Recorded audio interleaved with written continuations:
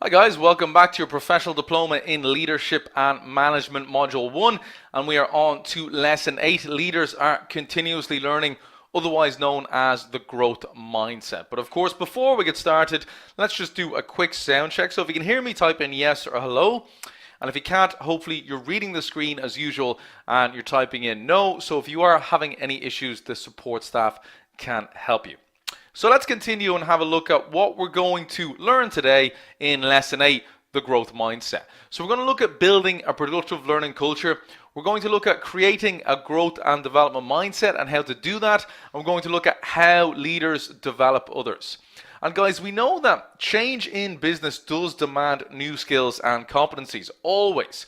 So leaders demonstrate that learning on the job is key to an employee's development. So in this final lesson of module 1, we're going to focus on the steps to building that productive learning culture.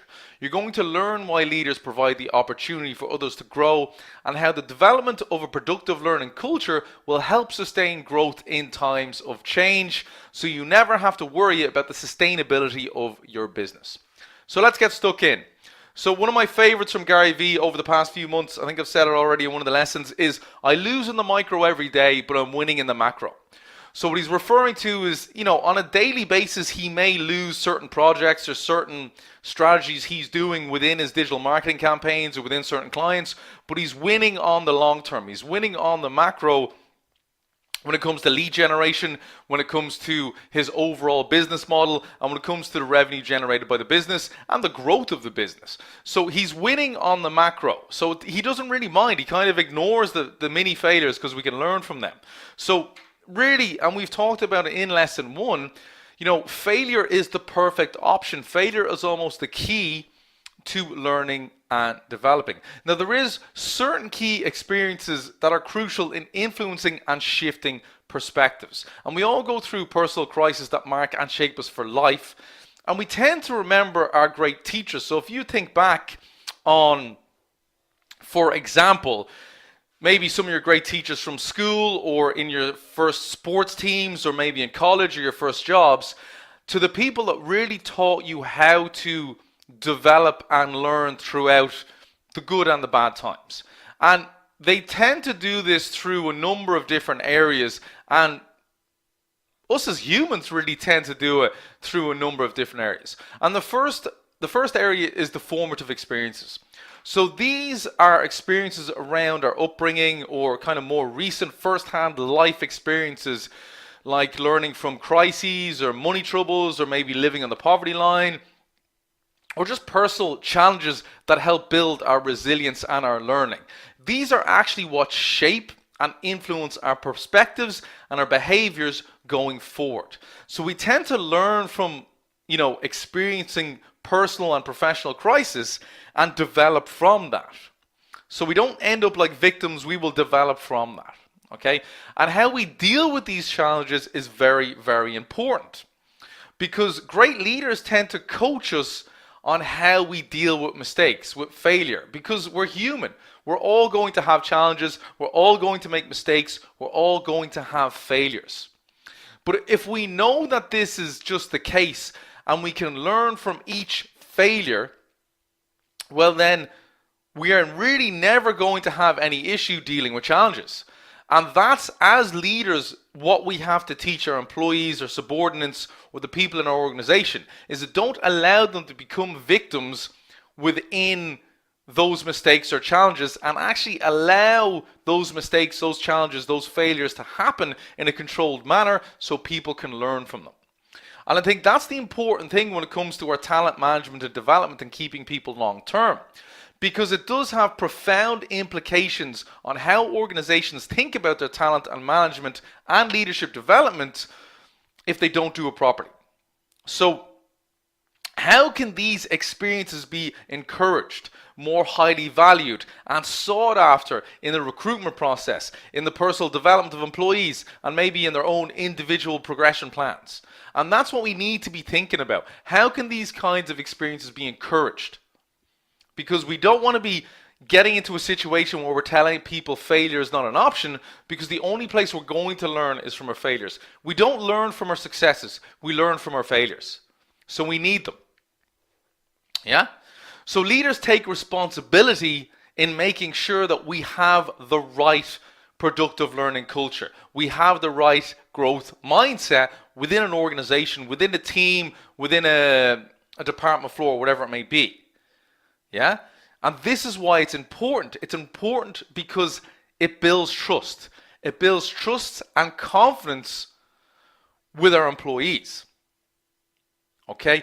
If they know that you're willing to accept failures because you let people grow from them, once they're not major incompetencies, but if they're just natural day-to-day challenges, failures that we're going to come across, and people know that, listen, they're allowed a certain bandwidth within their job spectrum to learn and grow from their mistakes, then it will empower them and focus them more, especially in times of crisis, especially when the business isn't doing as well.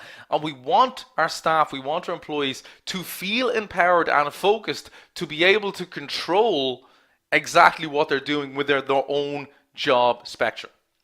So when we don't feel in control, we get discouraged, and in worse situations, we feel like victims. And many leaders and managers unfortunately lead with the mindset that failure is not an option. But as I said, guys, the truth is failure is actually the perfect option. Failure is the key to success. And sometimes it does not require having to say sorry from the people that actually do it. We need that acceptance within each person's responsibilities to be able to actually act like an adult, act like someone who will be able to overcome that challenge and come up with their own solution. Because we don't have to babysit or micromanage people all day. And a lot of people are starting to argue that, some American organizations are just not that innovative anymore. And a lot of people are starting to argue that organizations are finding ways of making money rather than using their business and their money to create a lot more value in things and in processes. And mistakes is where we make things, we make processes, we learn from our failures. Edison failed over 1,000 times. When you realize you have the power over how you respond to a failure, you take away the feeling of being a victim. Mistakes are not about being a victim. They're about learning and developing from that particular challenge, which we weren't able to overcome in the first place, but we can continue to try and solve. And the more mistakes we actually make, the better we're going to learn and grow if we accept that that's exactly what they're there to do, to help us develop and grow. So leading on from that, guys, good leaders tend to develop through constant learning about their personalities, relationships, and careers, not to mention the kind of leaders they actually want to become in the future. So good leaders are actually a product of a never-ending process of skill and character development. Now, the idea that leaders are born, I don't think is true, but I do think certain people are taught younger in life about truly developing themselves in their teens, in their 20s, in their 30s, and some people don't learn this until later in life. Because personally, I spent my teens and 20s pretty much partying and only realized and came across self-improvement and self-development when I started to change myself physically and change careers into the health and fitness industry. So I do think that it's something we can develop in people very easily. It's just how quickly can we catch it and how young can we develop the growth mindset within people. Now, there is no silver bullet for becoming a great leader because everyone does tend to take a custom-made path or approach, but there are some indicators in which we can build the next generation of leaders. And there's 4 main areas. It's about attitude to performance, attitude to learning, attitude to trust, and then being able to see the bigger picture. So when it comes to performing, it is about wanting to perform and excel in each role that we are in. And we have to be able to take risks that either lead to success or learning, that win or learn mentality. Now, obviously, we have to use a certain amount of common sense for taking measured risk, but we still have to be able to take risk and stretch ourselves beyond our own personal comfort zone. And even when I teach fitness, this is something I teach all the time, because fitness If you go too hard, you get to the dark place where you're not really learning anything and not developing any of your energy systems when it comes to your cardiovascular health, when it comes to your strength, when it comes to even your ability to stay motivated within training. But there's something I call the magic zone, which is just outside your comfort zone. It's challenging, it's exciting, and it's enjoyable. Okay? And if you can find that magic zone within yourself when you're performing in any role, you will find how best to take risk and how much you can push yourself outside of your comfort zone and still get good results. The second thing we need to do is make sure that we're actually trying to learn all the time, even when we're succeeding. Because we really need to reflect on past events. So even if we succeeded in a particular target, particular goal, did we deal with certain situations within that in the way we would have liked? Is there anything we could learn from that previously? If there was a challenge or failure, what are the lessons from that challenge? What are the lessons from that failure within the path to reaching that goal? We have to be self-aware about our own personal strengths and weaknesses and what we need to develop. Because really it is about developing our weaknesses into our strengths and continually growing our strengths. Because if we deliberately do that, it's just a constant never-ending cycle of growing and developing and become better at what we do. When it comes to trust, guys, we have to not only trust our own abilities, but we have to find others that we trust and also build that mindset into them as well. Because you're not going to be able to do everything yourself. You have to be able to adapt and act appropriately within times of challenges, but you also want a team around you that can do that as well, and that you trust can take some of the workload off you and be able to run with it, so as a team you reach the appropriate goal or targets you're going after. And this is where it comes down to influencing and mentoring others through certain coaching methods or development methods. Good leaders are always mentoring others, are always teaching people for no reason other than to want to share that knowledge and help them grow as a person. And to be a true role model as a leader, you should be developing your team and people for no other reason than because you want to. And then lastly, guys, we have to be able to observe the big picture. Okay, so we have to understand what's going on around us. Are we still actively working towards our long-term goal? What do we actually need to do on the micro to succeed on the macro? So, it comes down to obviously breaking down long-term goals into shorter-term goals into daily goals, but we have to be able to see the big picture and then break down on a daily basis what we need to do to achieve that long-term big picture or that long-term goal.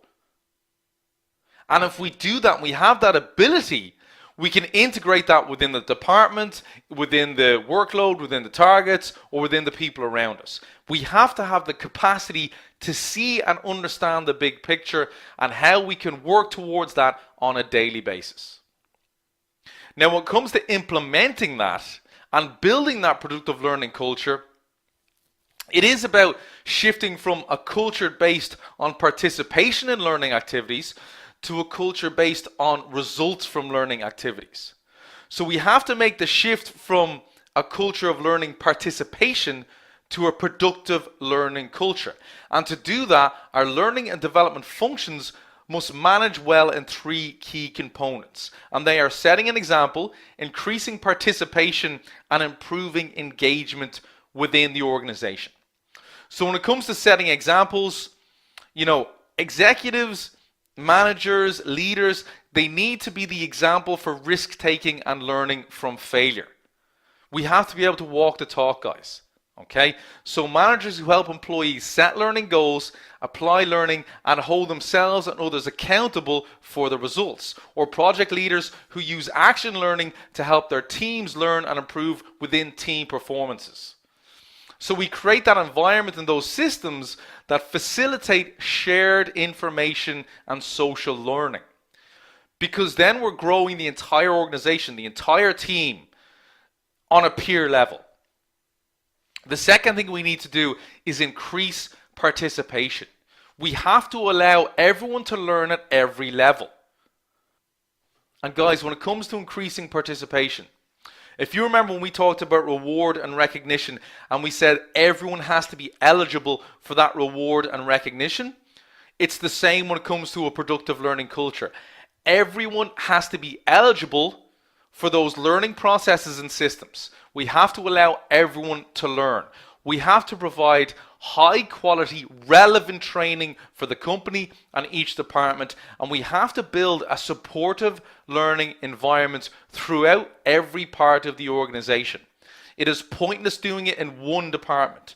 We have to do it throughout the organization, from the bottom to the top. And then lastly, guys, we have to make sure that there is mass adoption and engagement within our productive learning culture. Now, we know learners spend 39% of their work time learning in these more productive learning cultures. But we also know about 11% of that is very unproductive. So we have to make sure that when it comes to the training, it's high quality, it's relevant, and it's practically implementable. Because organizations that drive productive learning tend to see up to a 12% improvement in employee performance. And this is when we don't want to have a learning and development and HR department doing pointless training to fill their job spec. Okay, if you have a learning and development department, if you have a HR department, you should be working with them to make sure that the training being provided for each department or as an organization is relevant to actually seeing practical implementation and performance improvements. Because if it's not, why are we doing it in the first place? It's just a waste of everyone's time.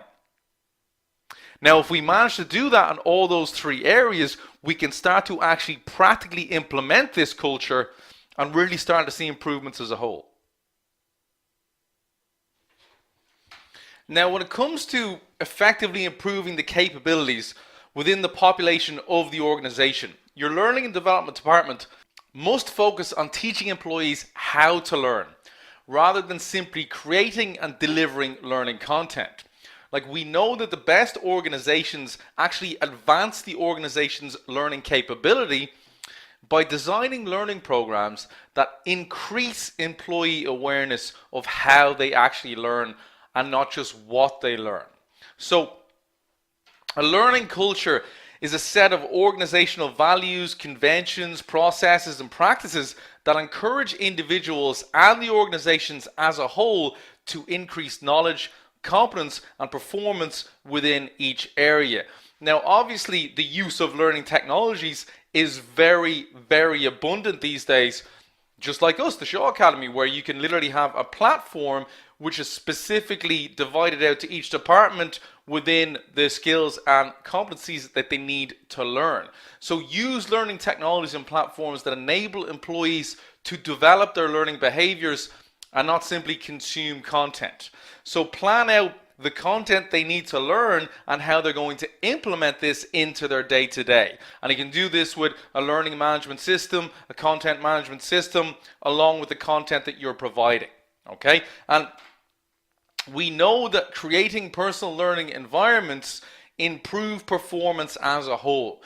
And according to a study by Burson and Associates, which was titled High Impact Learning Culture, the Best 40 Practices for Creating an Empowered Enterprise, and it was back in 2010, it said that high impact learning organizations have a strong learning foundation in place and tend to significantly outperform their peers in several areas, of which 32% are more likely to be first to market, 37% have a greater employee productivity, 34% have better response to customer needs, and 26% have a greater ability to deliver quality products.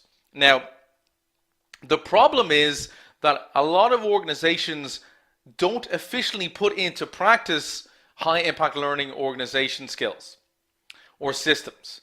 What they do is they just provide content without any planning, structure, or implementation. So what we need to do is teach the employees how to learn, how to use the technology to learn, how to implement what they're learning into their day-to-day, and make sure we're encouraging the learning primarily for improving performance. And obviously recognize and reward the improved performance based on the impact of the learning systems. What do you think, guys? Like, would you, if you thought about your place of work, do you think they have a high impact learning organization? Do you think they actually have a system set in place for employees at every level to be able to develop not just within their own role, but also to be able to develop through the company? Because the majority of organizations don't have that at the moment. But there is a strong shift over the past 5 years to move in to more learning and development as opposed to the old school HR departments. Yeah? So guys, let's get stuck into our next section, and that's creating the growth mindset. So Harvey Firestone, who was an American businessman and founder of Firestone Tire and Rubber, and one of the first global makers of car tires, he said that the growth and development of people is the highest calling of leadership. Now, there's a very interesting body of work study done by a psychologist called Carol Dweck. Carol Dweck is a psychologist on the board and staff of Stanford University. But she spent her career studying the difference between the growth and the fixed mindset. And one of her more interesting, I suppose, experiments or studies that was published, she took 400 fifth grade students and split them into two groups and gave them a simple IQ test. And she called this the praise principle. So group one were praised on their intelligence. Okay, so when they got their scores, they were praised on how brilliant they were and how intelligent they were. And all of the praise was based on the results they got with essentially a skill or competency they already had. And group two were praised on their effort. So nothing to do with their score. They were praised on how well they worked and how hard and group two were praised on their effort alone. So they completely avoided the actual score and just told the students how much of a great effort they put in and how they should be proud of their hard work and their dedication and their effort to really work on that IQ test. Now, what they found was that after they did this test, Carol Dweck gave both groups an option. The next test could be an easy test or a very hard test that they can learn from. Now, what they found very interesting was that group one that were praised on their intelligence, praised on the score they got, 67% of those chose the easy test. Okay?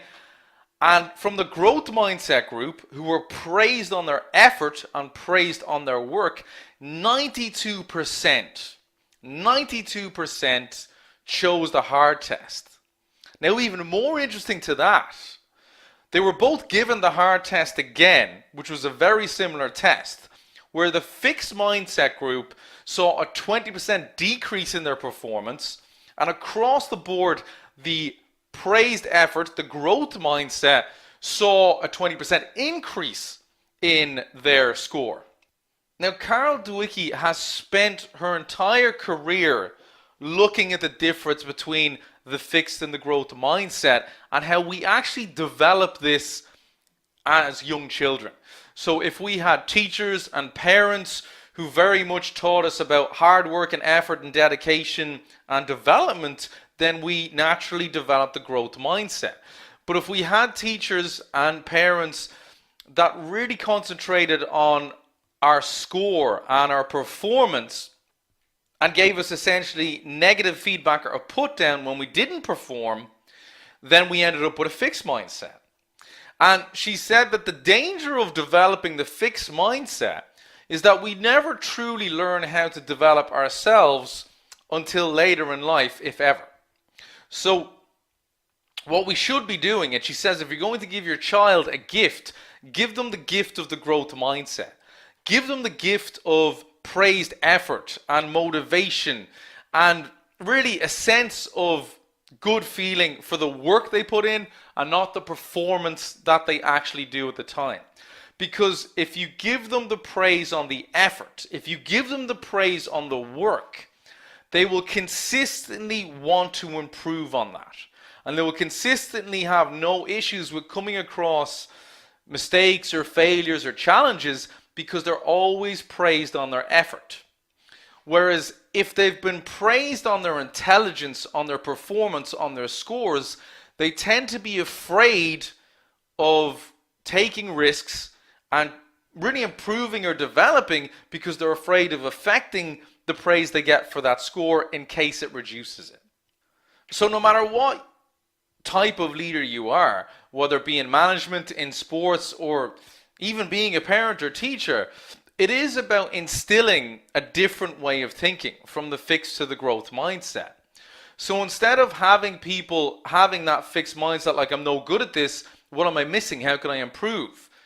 Instead of people praising themselves when I'm great at this, they should be saying, well, listen, I am getting competent, but how can I get better? I'm on the right track, but how can I develop more?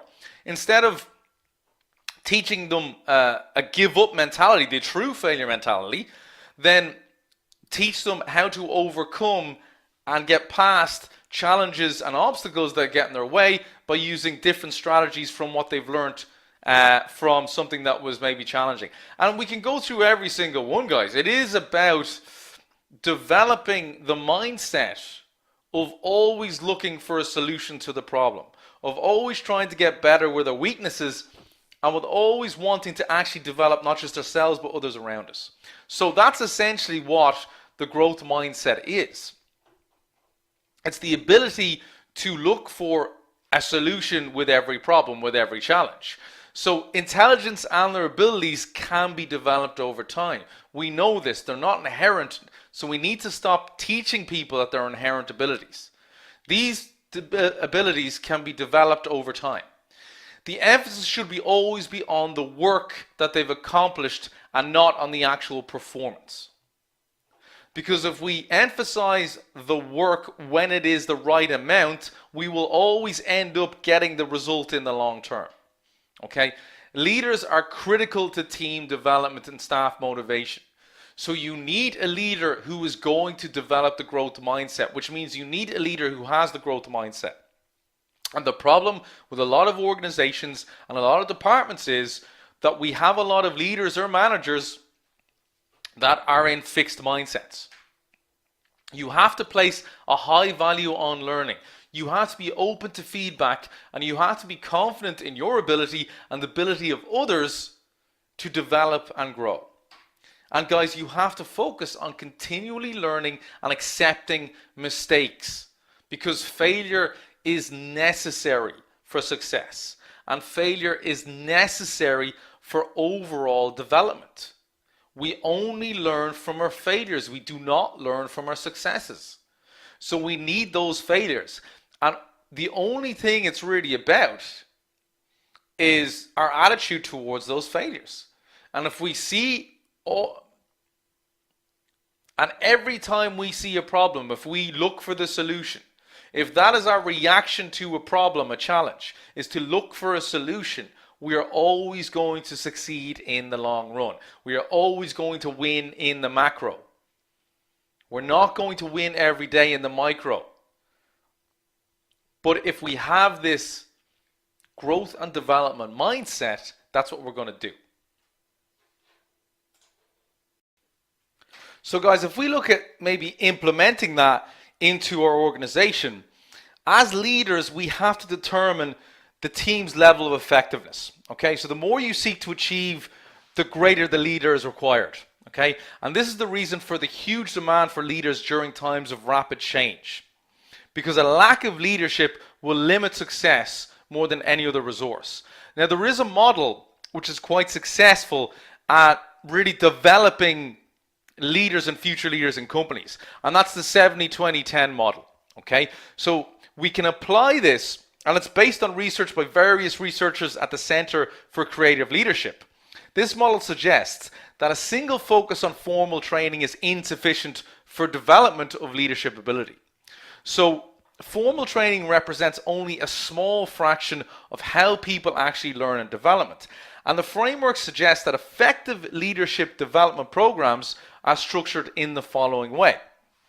70% come from challenging assignments. Okay, real life on the job experiences where we have to actually problem solve. So it's action learning and problem solving. It's placements, it's job rotation, it's shadowing more experienced staff and learning from them. And it's working on projects and special assignments that are going to actually help us grow and learn from experience. 20% of it is going to come from development relationships. So feedback and working with other more experienced role models. So this is where we have to create the culture of the learning and development. You have to have mentors, coaches, you have to be open to feedback. You have to have collaboration platforms within an organization. You have to have a community of practice within your organization for everyone to learn from each other. And then only 10% of your model should actually be structured courses, workshops, webinars, online learning portals, e-learning, all that kind of stuff. And a lot of the time, companies get it wrong, and 80% of it is the actual training and courses, and only 20% of it is the real world application. So if you want to really put together the culture of learning and development and implement the culture of learning and development within your organization and within your department, what you need to do is, yes, provide high quality courses and events and webinars and workshops, but these must be followed up by longer terms of implementing these. So like when I used to do sales training with my staff, and even now when I still train for other companies, I always recommend, look, let's go in and do 2 days of sales training. Let's do some sales training, let's do some role play, and then for the next 8 weeks, make sure that's implemented in.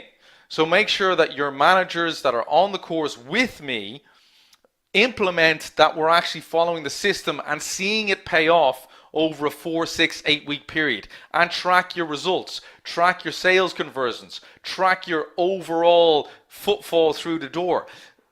But 80% of it is the actual, 70-80% is the implementation. And that's what you have to do. Okay guys, so let's get stuck into our last section, and that's how leaders develop others. Okay, so Albert Einstein said, education is not the learning of facts, but training the mind to think. So we have to develop people and develop future leaders with the growth mindset, because it's not about them learning specific skills and competencies for one role. It's learning specific skills and competencies that they can take to any role so they can develop throughout a company, an organization, or even outside. Okay, so the big one for me is the best leaders realize that it's critical to leave a strong set of people in their wake as they move on. And according to John T. Maxwell, when all is said and done, your ability as a leader will not be judged by what you've achieved personally or even by what your team accomplished during their tenure. You will be judged by how well your people and your organization did after you were gone. So where our future stream of leaders are going to come from is from what you do in other people's development. You know, it's one thing hiring in top level talent, top level graduates who already have the skills. But the real skill is to actually spot the young engineer, the young salesperson, the young manager that are actually going to be one of the key leaders within your organization in the future. And to be able to spot them and help them develop into become a fantastic leader. So there's 3 areas we should look for as leaders to develop others. One is to have the open mind to develop everyone. 2 is to make sure that you have to plan your successor. And then 3, that you have a proper development plan in place for everyone. So when it comes to developing everyone, 30% of your time as a leader should be devoted to the development of your team or your organization. So having a visible strategy for the development of the people that you participate with every day is a huge part of your job. And you should spend more time teaching leaders on the floor than in a classroom or boardroom. Okay? You should be teaching them every single day. The next thing you should do is always plan your successor. Okay, so look internally. Look for peers who might be ready for the horizontal move. Look for direct reports of your peers who are viewed as high potential. Think outside the box and speak to HR to see if there's someone that maybe you're not thinking of that would be perfect to come in the future and take over your role. Because if you truly do have a growth mindset, you are going to develop beyond your current role and move on. And if you're going to do that and it's within an organization, you want someone strong in your previous position. Okay? And that's what you have to be doing. You have to be consistently looking for your successors. Consistently looking for your next generation of leaders. Because if you want the organization to continually do well, and even if it's not within the organization that you're moving, you don't want to move to another organization and have that collapse. Because your reputation is not just on what you can do within an organization, but what you leave behind you. And then lastly, guys, you have to make sure that you have development plans in place. So do you have targeted projects that will hone the desired skills for your future leaders? Are you expanding their network to build relationships within the organization or outside the organization? And do you have appointed mentors and unofficial mentors within your organization? And this all comes along with building that culture of learning and development within your team, your department, your organization. You know, identifying this stuff is the easy part, but you have to actually put this into implementation. The real work is developing those successors. And each successor needs to have a clear and concrete development plan that aggressively targets the specific skills, competencies, expertise, and relationships necessary to successfully perform in that role in the future.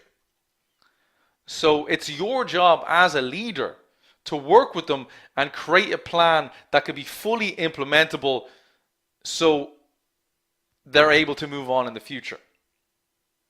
And it is about ongoing guidance, it is about active involvement, and it is about genuinely caring about the development of others. Because you can't fake it, and people will always know when you're not genuine. You cannot fake it. You either want people to do well or you don't. And great leaders always want the people around them to do well. It's as simple as that. Now guys, it's all well and good talking about that and laying out, really identifying what we need to do to develop others and then implementing the processes. But failure at management level is at epidemic proportions according to a 2014 Gallup poll. And the study explains that companies make the wrong choice in selecting managers 82% of the time. And they also found that managers account for 70% of employees' issues with engagement.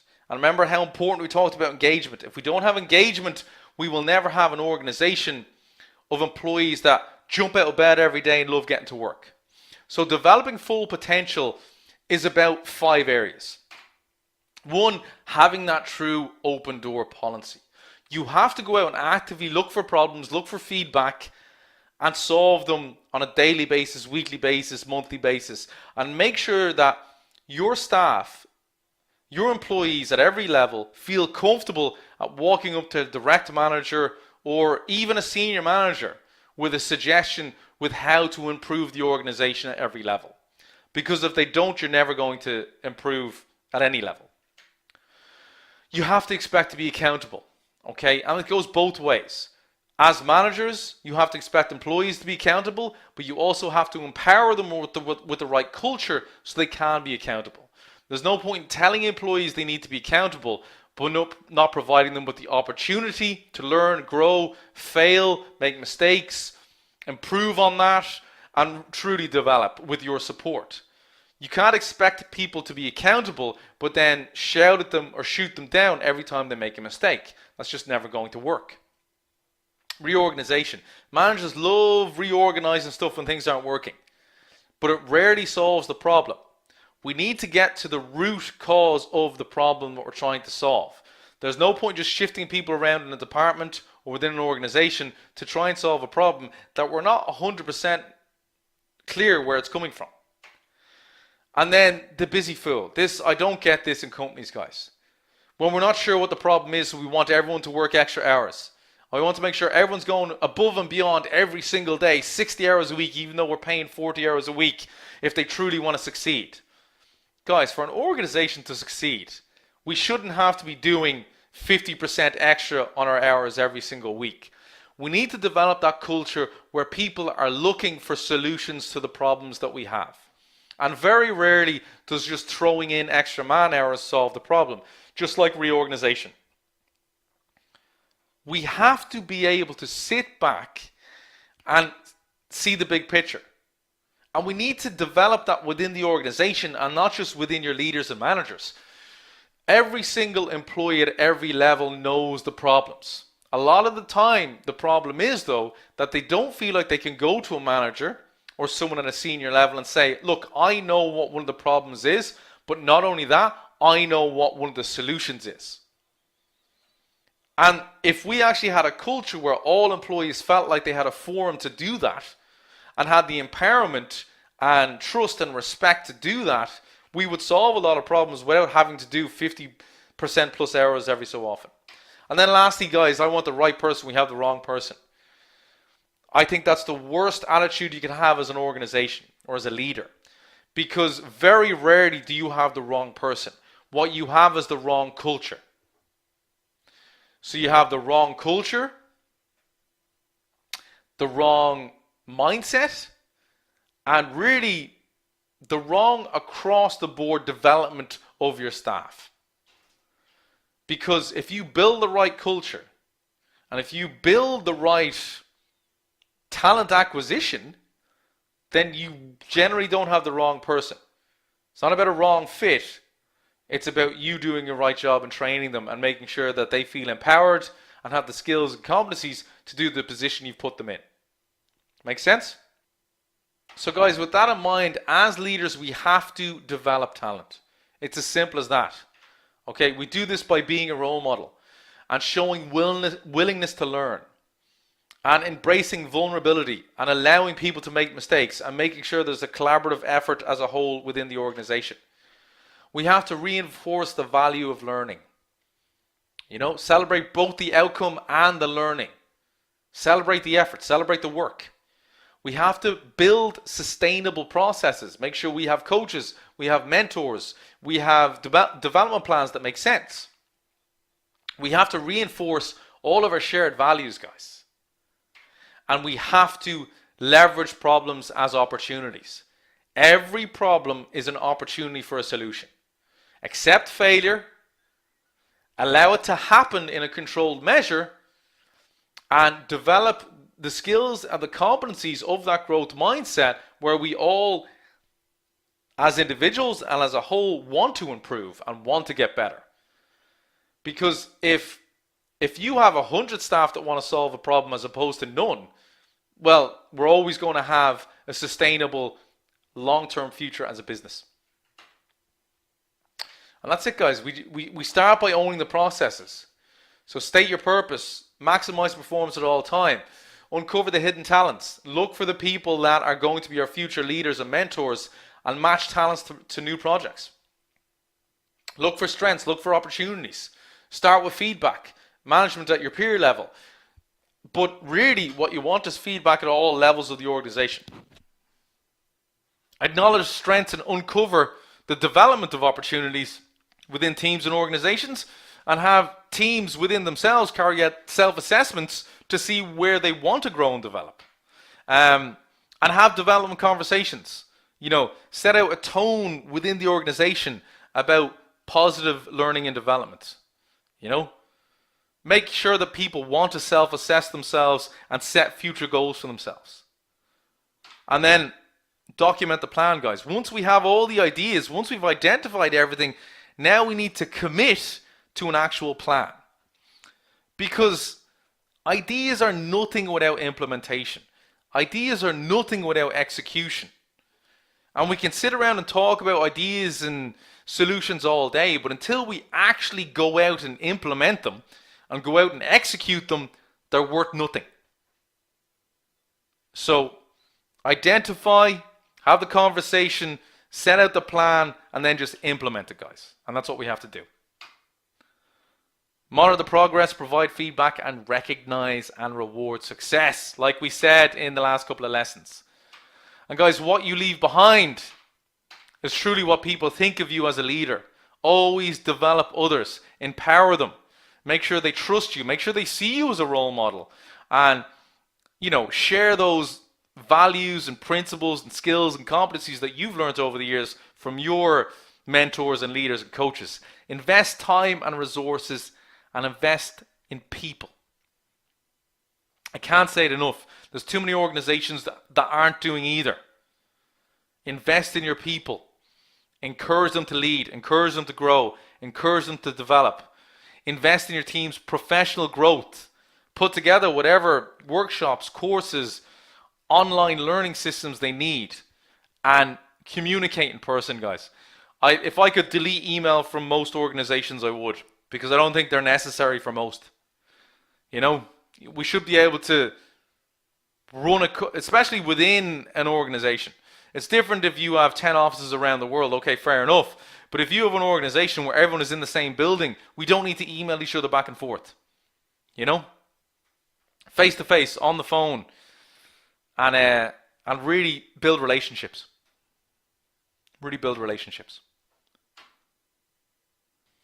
And guys, you're not going to be remembered very long for the results you did as a leader, because next year there's another goal to reach, whether you're there or not. But the final test of a leader is that he leaves behind in others the conviction and will to carry on. And think about great leaders in your life, from your school to your sports to your jobs to even maybe friends and colleagues and family that you admire. A great leader helps you develop, always helps you develop. And a great leader has that servant leadership mentality. Help others first before they help themselves. So guys, I'm going to wrap up the lesson there, but I do hope... a huge well done and congratulations to everyone that completed their Module 1. Remember now, your next step is to complete your Module 1 assignment, your final assignment for your foundation module, and of course move on to Module 2. Now, I do want to have a quick summary of what we looked at in Module 1, because it was an absolute huge amount of content. In the 4 weeks that we had those 8 lessons, what did we look at? We looked at the difference between a manager and a leader, okay? And why you need to be both. Why you need to be both. We need to be able to, manage the team, the objectives, the goals of the organization, but we also need to lead and inspire those people that we are managing. So you need to be both a manager and a leader, okay? We started to understand the characteristics of leadership and the characteristics of leaders, which tend to be that it is about developing others. It is about developing others to make sure they can do their job, because leaders are fantastic at looking at the overview and understanding that they can't get to the big end goal themselves. They need their employees to buy in. They need their employees to want to come in every day and work towards that goal, and that's what they do. They inspire their employees to do that. We learned about the skills and competencies of a leader, and we can all develop these. How to communicate with employees. It always comes down to respect and by treating employees like adults, because too many places manage their employees like they're school children. I'm not a big believer in strict lunches and strict start and end times. I'm a big believer in working towards projects and everyone having a specific job and a target, and if they're on target, they can do whatever the hell they want. Okay, we looked at building trust and value with your team. We looked at recognizing employees, but also rewarding employees. And when we're rewarding employees, we're rewarding on effort and not just results. Because sometimes it's very easy to recognize and reward results, and what we're doing is ignoring the people that are doing a huge amount of work that are going towards those goals and objectives that we're trying to reach, but maybe we just can't track their work, so it's not obvious. So always recognize effort, always recognize quality, even if we can't track it to every cent of revenue. We looked at the growth mindset. We looked at the importance of developing your employees. Look, guys, if your employees do better, you're going to do better, and your company is going to do better. Upper management, executive level management, don't look at a team and go, oh, well, look, that team is doing great because of that person and that person and that person. They look at the leader, the manager of that team, and go, why is that team doing so well? It's because they have a great leader. And that leader is helping to develop the team and the individuals within that. And that's what we need for the organization. Let's bring them up a level and see if they can do that on an even bigger scale. Okay, so never be afraid of developing your employees. Okay, lead your team by example, lead your team with action.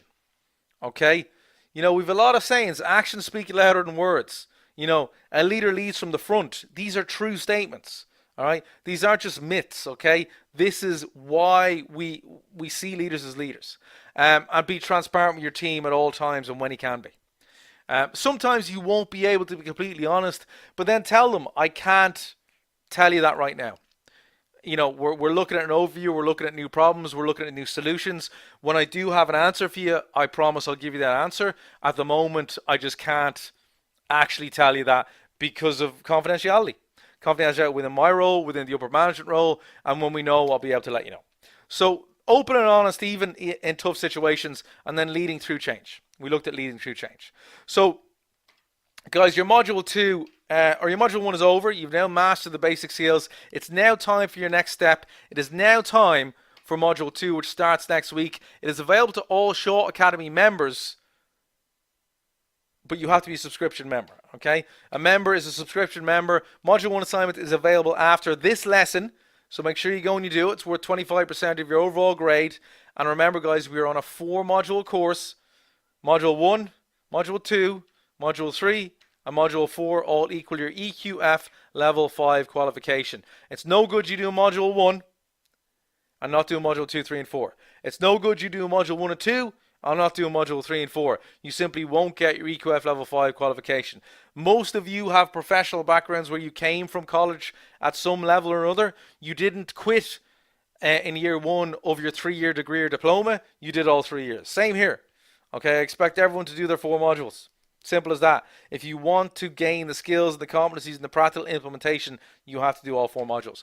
And guys, in terms of your EQF Level 5 qualification, it is globally recognized. You simply contact your accreditation body. You show your EQF Level 5 diploma, which is accredited through Napier University, and they will give you your equivalency in your country. Simple as that. And guys, if you have not already become a subscription member, time is ticking on your discount. Time is ticking and being able to add module 2, 3, and 4, because if you don't add it this week, you're going to have to wait another week and you're just going to miss out on some serious study time. You also have access to all courses, guys. You can add your future pathway. There's 20 on-demand courses which are available as well in terms of our lifestyle, in terms of our on-demand learning.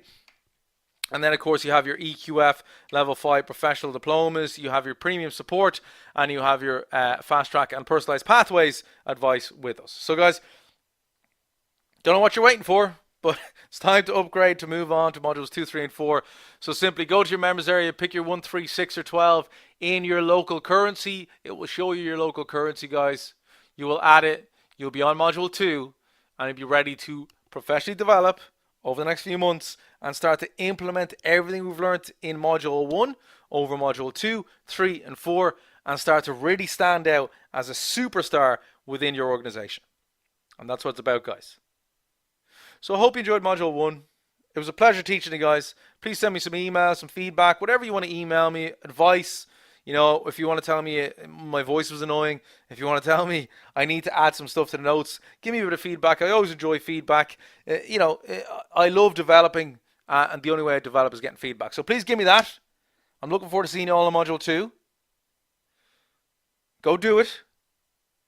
And guys, as I always say, until next week, remember, aim to get 1% better every day and enjoy the process.